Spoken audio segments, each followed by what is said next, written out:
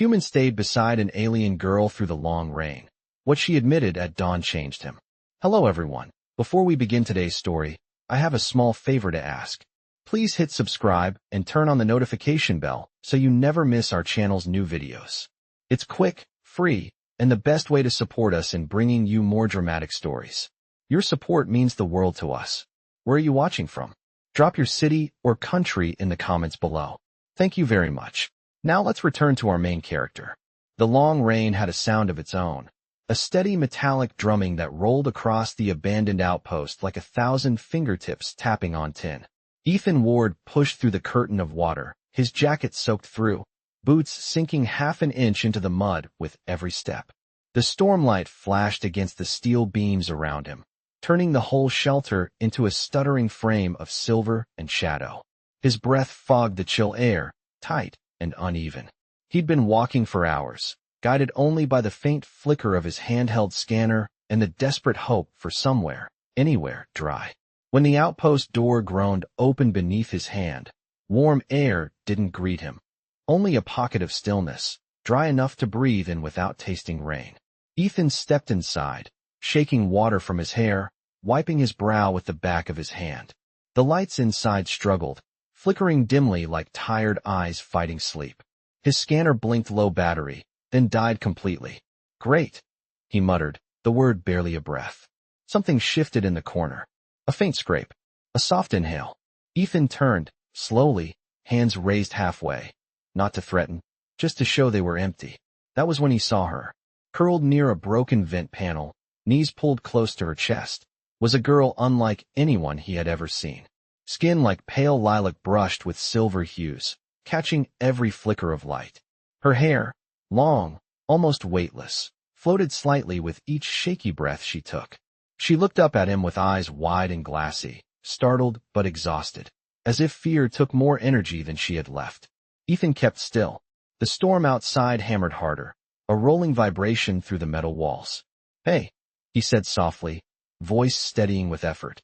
I'm not here to hurt you. Just trying to get out of the rain.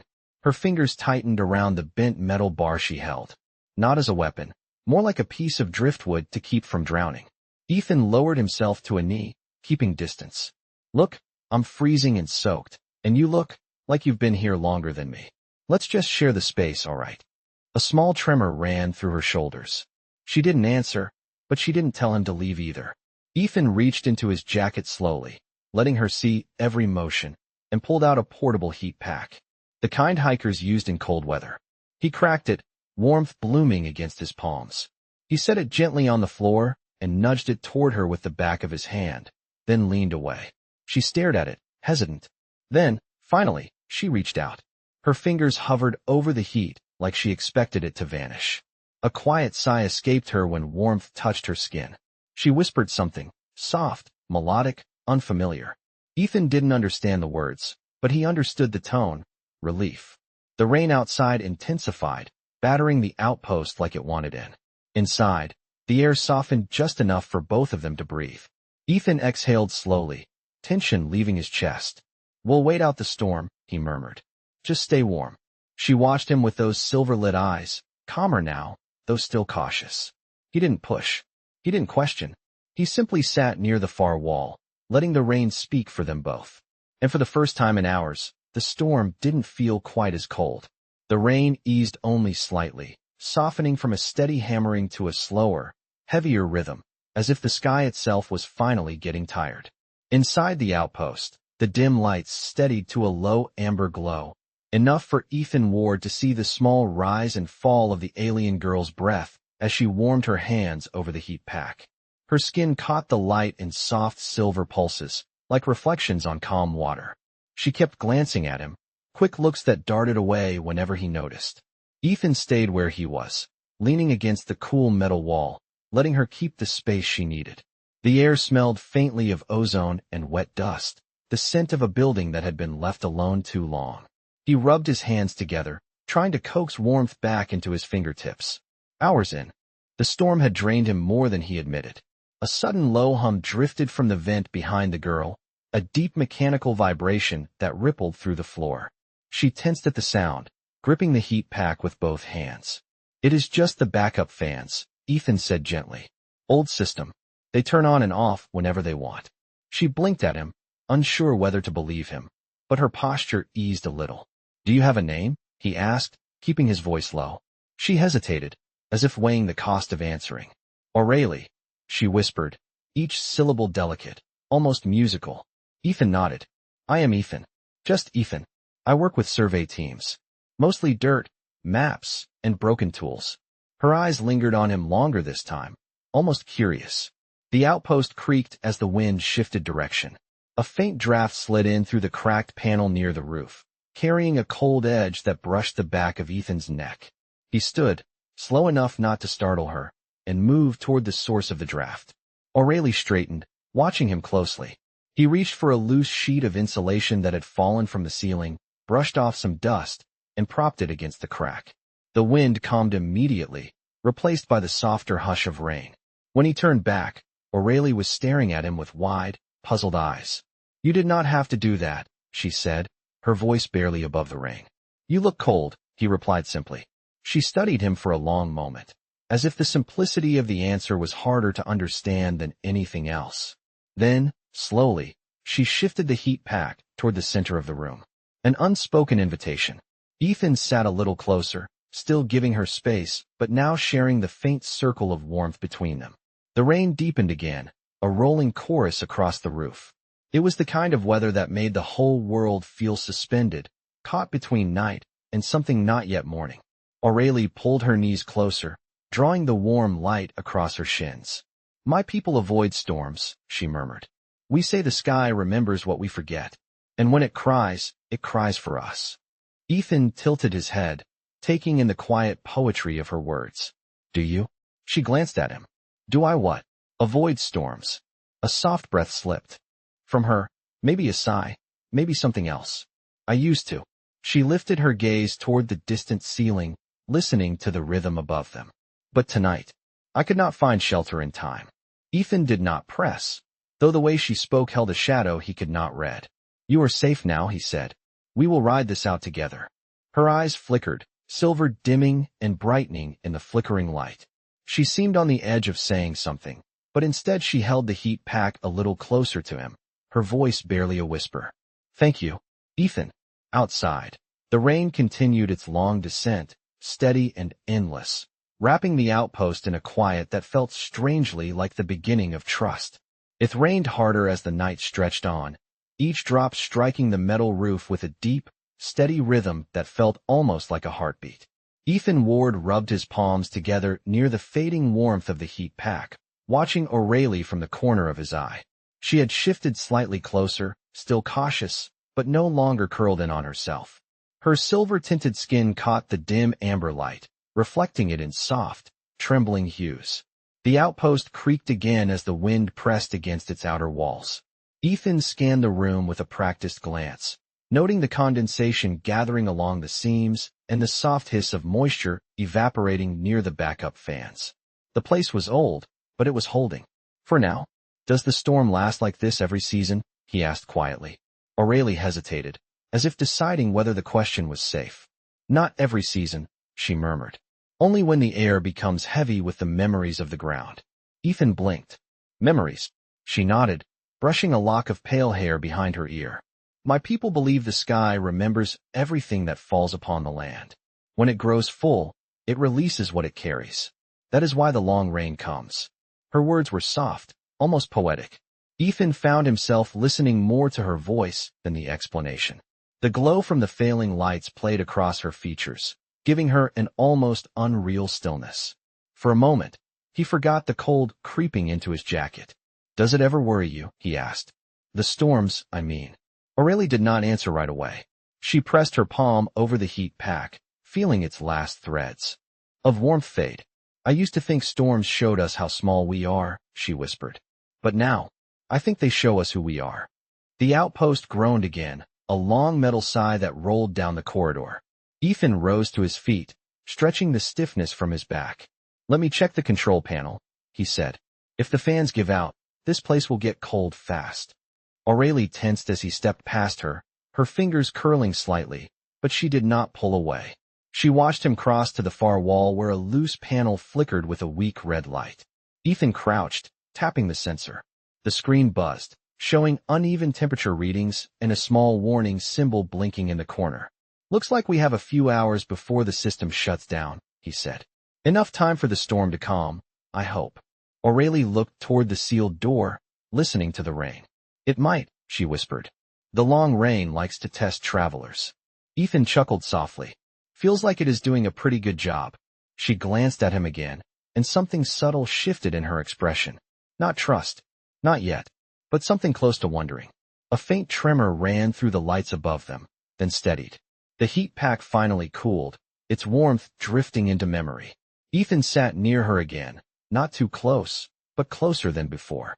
The floor hummed beneath them with the pulse of storm-cooled air. Aurelie drew her knees up and wrapped her arms gently around them.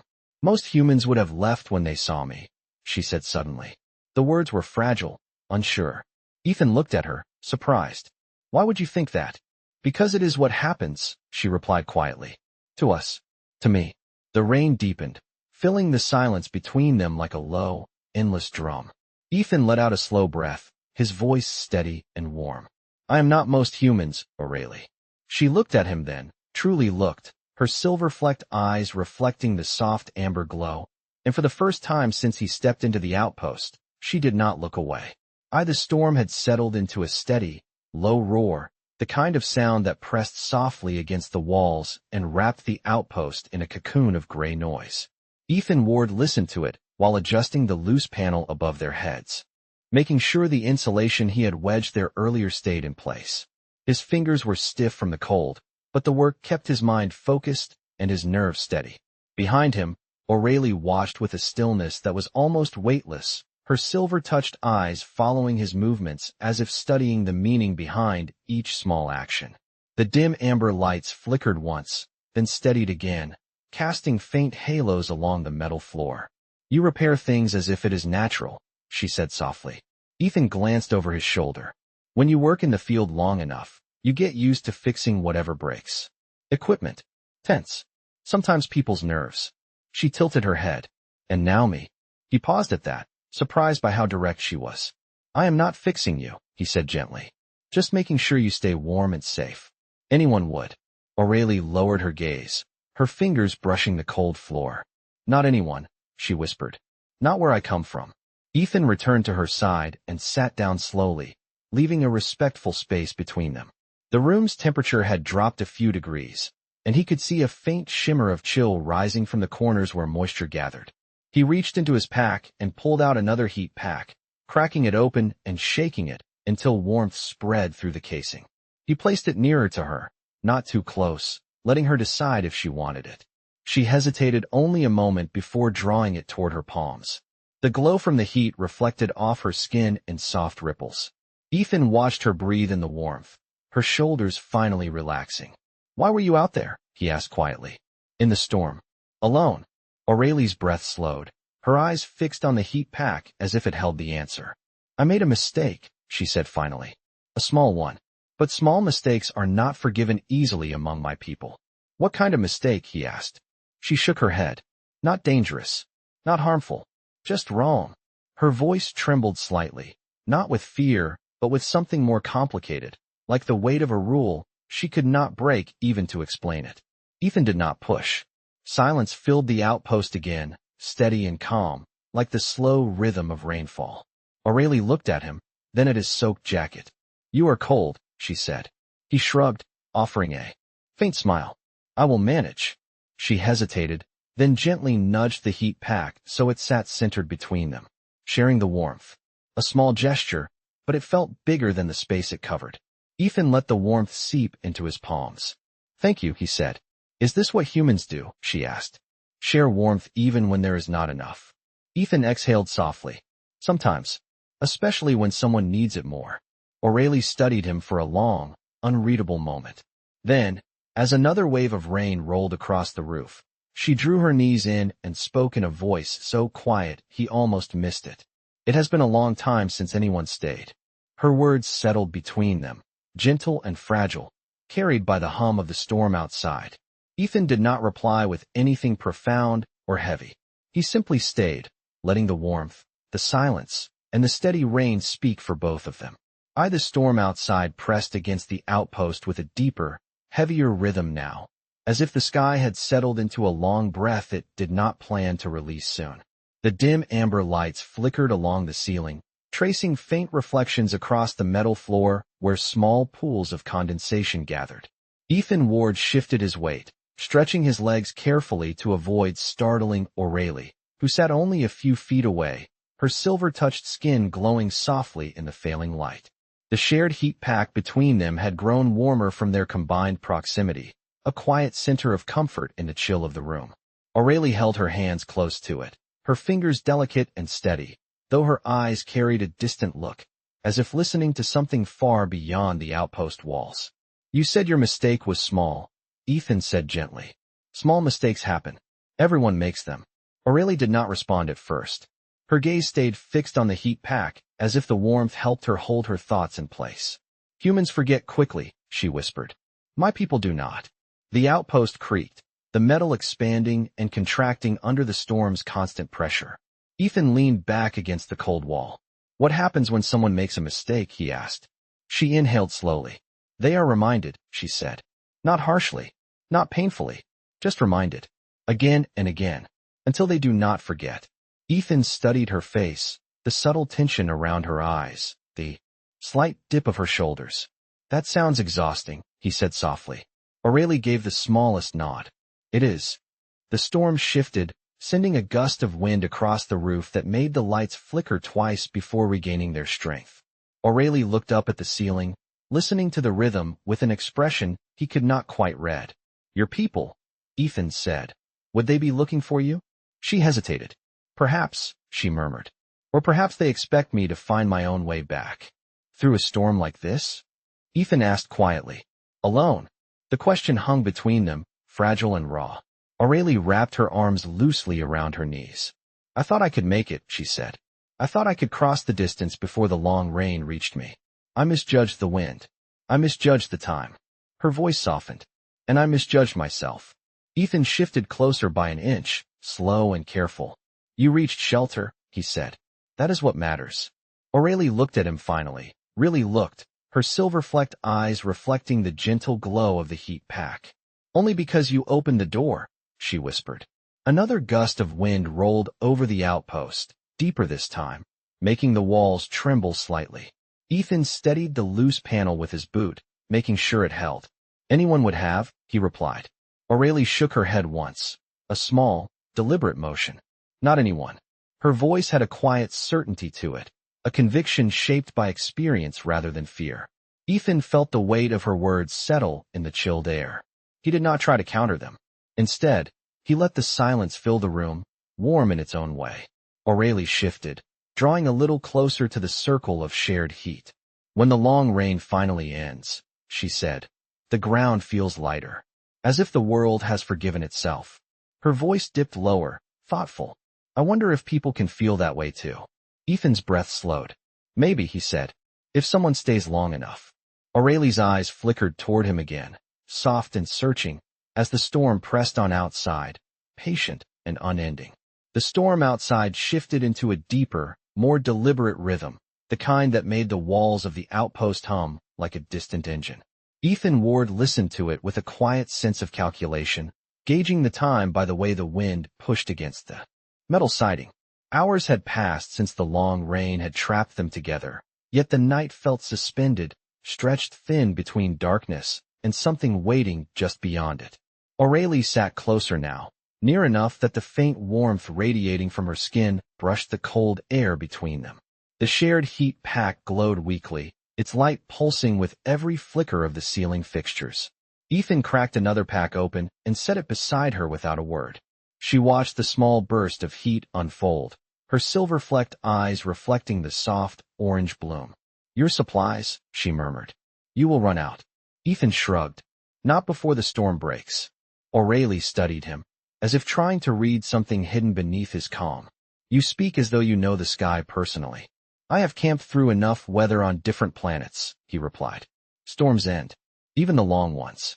She turned her attention to the roof, listening.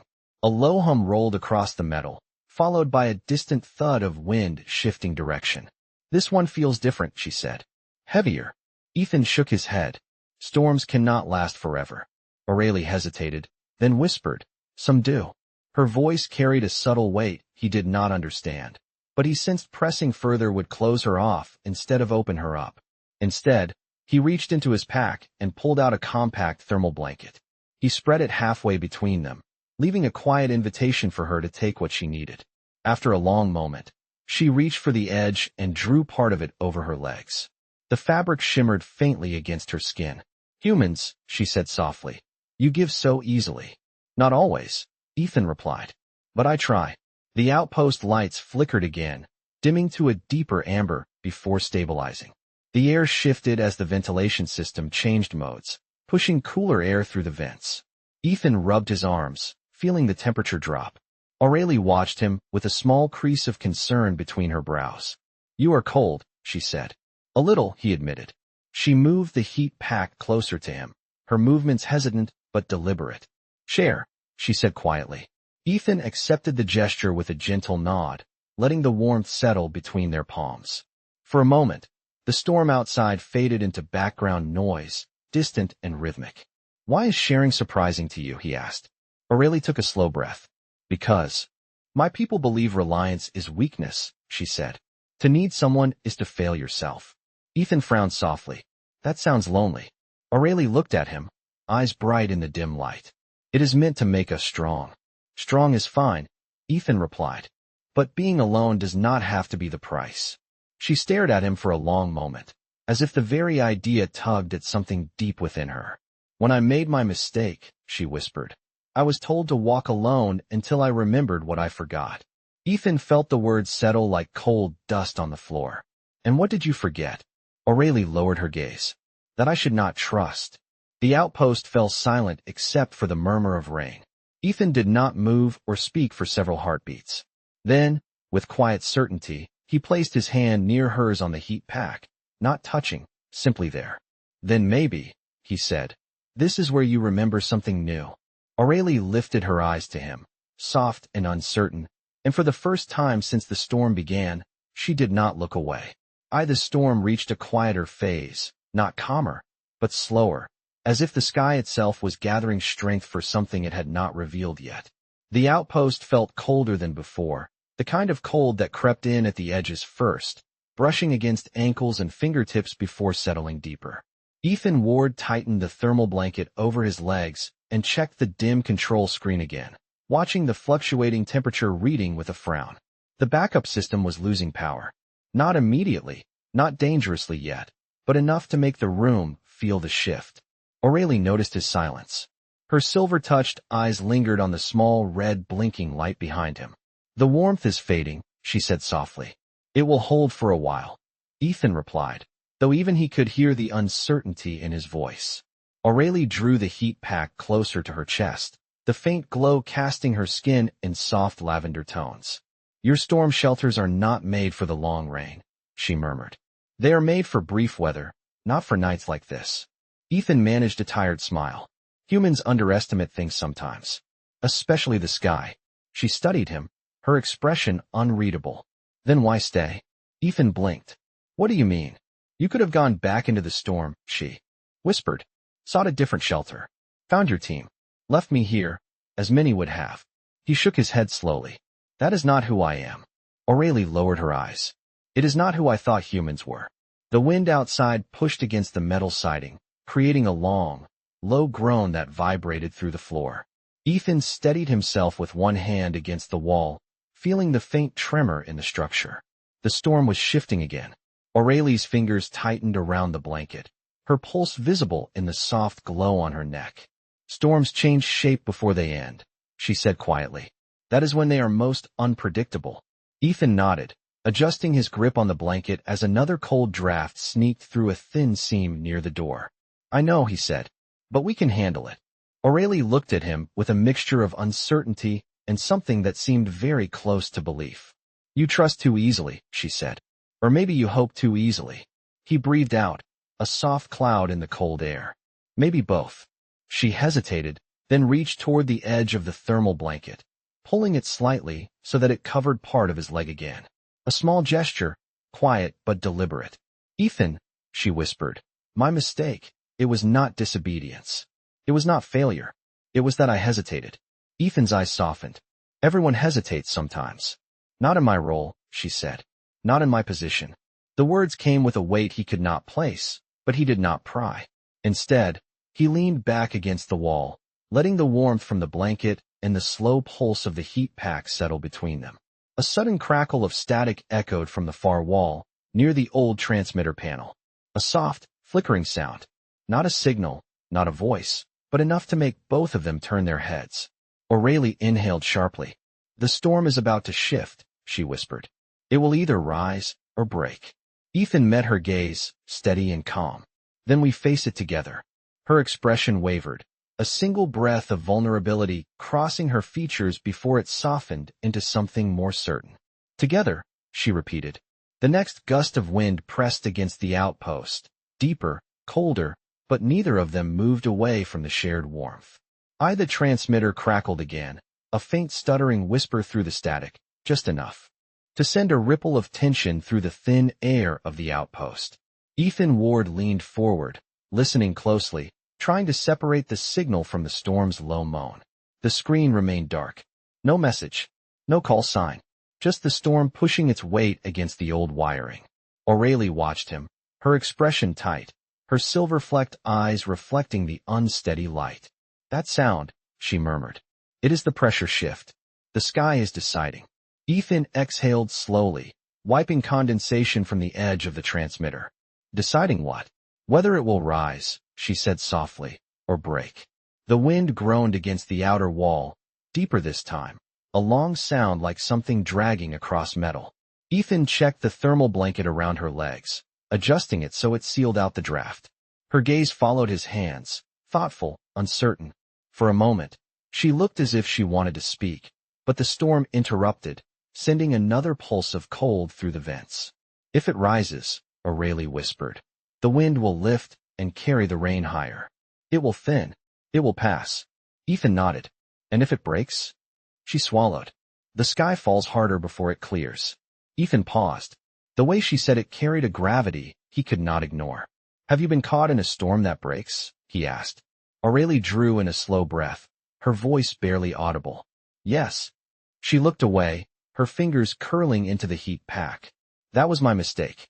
Ethan's brows tightened. "The one they kept reminding you of?" She nodded once. "I was supposed to lead a small group across the low plains. I felt the shift. I recognized the signs. But I doubted myself." Her voice trembled gently, not with fear, but with the weight of memory. "I hesitated. And the sky broke." Ethan waited, letting her speak in her own time. O'Reilly's eyes dimmed with the faint flicker of the lights. "No one was harmed," she said quickly, as if needing him to understand. "We reached shelter, but they said my hesitation was a flaw. A leader must not doubt." Ethan leaned back slightly, letting the cold wall press against his shoulders. "Doubt does not make you weak," he said quietly. "It makes you human." She gave a small, almost sad smile. "I am not human, Ethan." "Maybe not," he said. "But you feel what we feel. And doubt is part of that." O'Reilly held his gaze for a moment that stretched longer than the storm outside. Something softened in her posture, a slight drop of her shoulders, as if she was letting go of a weight she had carried alone. A sudden, deeper rumble echoed through the outpost. The lights flickered twice, then steadied. O'Reilly inhaled sharply. "The sky is almost ready." Ethan stood, stretching his stiff limbs. Ready to rise or ready to break? She listened closely, her eyes narrowing in concentration. The wind shifted direction, a long, sweeping sound across the metal roof. "It is choosing," she said. "But not yet." Ethan glanced at the transmitter again. Still silent. Still shrouded in static. "Whatever it chooses," he said, "we stay put. We stay warm. We wait." O'Reilly looked at him in the dim glow, her voice soft, almost fragile. "You keep saying we." "Because it is true," he replied. Her breath steadied, slow and careful. "Ethan," she whispered, "no one has said we with me in a long time." The storm pressed closer for a heartbeat, then eased, the sound lowering into a quiet, rhythmic fall. And for the first time since the long rain began, Aurelie did not brace herself against the noise.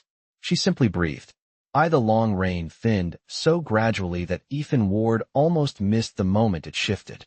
The steady hammering softened to gentler taps, each drop hitting the metal roof with less weight, less urgency, as if the sky was finally exhaling after holding its breath all night. The dim amber lights stopped flickering. The air grew still, fragile, waiting. Aurelie lifted her head first. Her silver-flecked eyes widened just slightly, reflecting the pale hint of dawn that filtered through the narrow seam of the outpost door. "It is rising," she whispered. Ethan listened. The wind no longer pushed against the siding. Instead, it brushed past with a soft, tired sigh. "Looks like you were right," he murmured. Aurelie pressed one hand against the floor, steadying herself as she shifted closer to the door. Her movements were slow, as if she did not quite trust the calm yet. "The sky is letting go," she said. "It is almost done remembering." Ethan offered his hand, not touching her, but inviting. She hesitated, then placed her palm lightly into his, letting him help her stand. Her skin was cool, almost weightless. The outpost hummed quietly. As the last of the storm passed overhead, the control screen flickered once and steadied, the temperature readings stabilizing for the first time in hours. Dawn slipped through the crack beneath the door, a thin blade of pale gold stretching across the floor until it brushed over Aurelie's feet. She inhaled sharply, almost startled by the softness of the light. "Your dawn is gentle," she murmured. "Ours is sharper." Ethan smiled faintly. "This one is special. It arrives after the long rain. Everything looks different afterward." Aurelie stepped closer to the door, her gaze following the slow, brightening line. The silver in her skin shimmered with every breath she took. "Ethan," she said softly, "there is something I must tell you before we leave this place." He turned toward her, his expression open, steady. "Whatever it is, I am listening." Aurelie drew in a breath that trembled at the edges. "When I said my mistake was hesitation," she began, "that was only part of it." Ethan waited, silent. She looked down at her hands, twisting her fingers gently together. "The truth is, I hesitated because I did not want to lead them into danger. I cared too much, and caring is considered a flaw in my position." Ethan frowned, not from confusion but from empathy. "Caring is not a flaw." Aurelie's voice softened, fragile as the thinning rain. "To them it is. But when the storm broke over us, when they saw my hesitation, they marked me unfit to lead." She lifted her gaze to him, eyes glowing softly in the dawn light. "I was told to walk alone until I remembered discipline and forgot compassion." Ethan stepped closer, the warmth of the rising sun brushing both of them. "You should never forget compassion." Aurelie breathed out, a slow, unsteady exhale. "I did not forget, not even when I was supposed to. And when you opened the door to this outpost, I was afraid of what it meant to feel relieved." The admission hung between them, delicate, raw, honest. Dawn brightened through the cracks, washing the metal walls in pale gold. Aurelie's eyes shimmered with it. "Ethan," she whispered, "I am not afraid of storms. I am afraid of being seen as weak for wanting someone to stay." Ethan's voice was low, steady, warm. "Then let me be clear. Staying does not make anyone weak." She held his gaze for a long heartbeat, then another. Outside, the first full rays of dawn spilled across the outpost, soft and calm, touching her face with a quiet glow. She looked toward the horizon, then back at Ethan. "The dawn looks different with you," she said, barely more than a breath. He did not reply. He did not need to. The silence that settled between them carried every answer she had hoped for as the storm finally, fully, broke into morning.